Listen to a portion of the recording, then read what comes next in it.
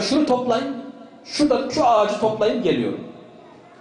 O ağacı topluyor, bakıyor orada öbür ağaç da var. Ya şunu da toplayın geliyorum. Şunu da toplayayım, onu da alayım, bunu sandıklara doldurayım, bunları pazara götüreyim, satayım, eve geleyim diyene kadar ordu çoktan gitmiş.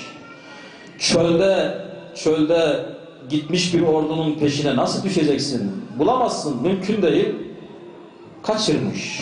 Erteledi ya, erteledi. Aileden konuşacağız da her işin esası, temeli iman. Yani biz işte sorun nereden kaynaklanıyor dersek cevap imanın zayıflığından kaynaklanıyor. Niye hata yapıyoruz? İmanımız eskidiği için hata yapıyoruz, azaldığı için hata yapıyoruz, zayıfladığı için hata yapıyoruz. Niye günah işliyoruz? Niye haksızlık ediyoruz?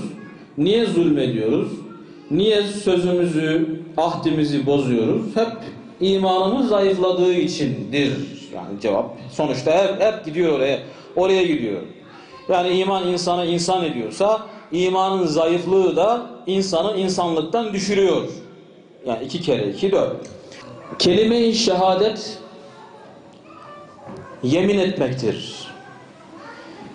Bir yönüyle yemin etmektir. Yani kelime-i şehadet getiren Müslüman yemin ediyor. Ömrüm boyunca yalnızca Allah'a kulluk edeceğime yemin ederim. Hz. Muhammed Mustafa sallallahu aleyhi ve selleme tabi olacağıma, onun sünnetine uyacağıma yemin ederim. Namazımı kılacağıma yemin ederim. Ömrüm boyunca orucumu tutacağıma yemin ederim.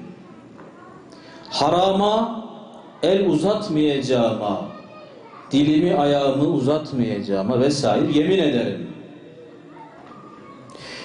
Kelime-i şehadet getiren Müslüman yemin etmiştir ya, siz o Müslümana deseniz ki sana bir ev vereceğiz, bir araba vereceğiz, yeter ki şu ikindi namazını bize ver, kılma. Vermez. Niye? Yemin etmiştir. Veya siz bir Müslümana kelime-i şehadet getiren birisine deseniz ki şu içkiden bir yudum iç, sana 100 trilyon vereceğiz. İçmez. İçmez. Yemin etmiştir. Yemin etmiş yani. Allah kusura bakma ben yemin etmişim. Allah'a yemin etmişim. Söz vermişim. Yapamam. Yeminin de dereceleri var. Yeminin dereceleri var.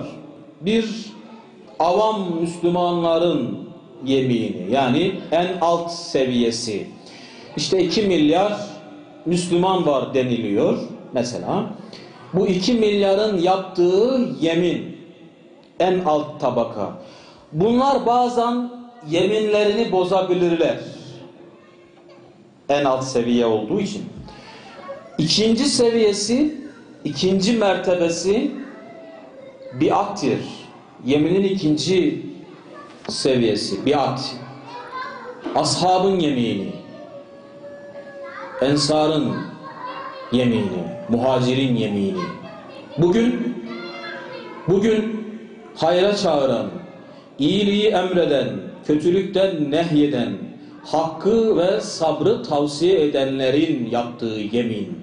Mesela müminlere maddi manevi, insanlara maddi manevi yardımda bulunmak için hayır kurumları oluşturanlar, böyle programlar tertip edenler, Allah için bir araya gelenler, İslam ümmetinin derdiyle dertlenenler, komşusu aç iken kendisi tok uyuyamayanlar, bu gençlik nereye gidiyor, bu aileler nasıl ıslah olur diye için endişe duyanlar, bu zamanın biat ehli. Dolayısıyla bunlar avam Müslümanlardan biraz azdır. Biraz daha azdır, biraz daha seçilmiştir bunlar.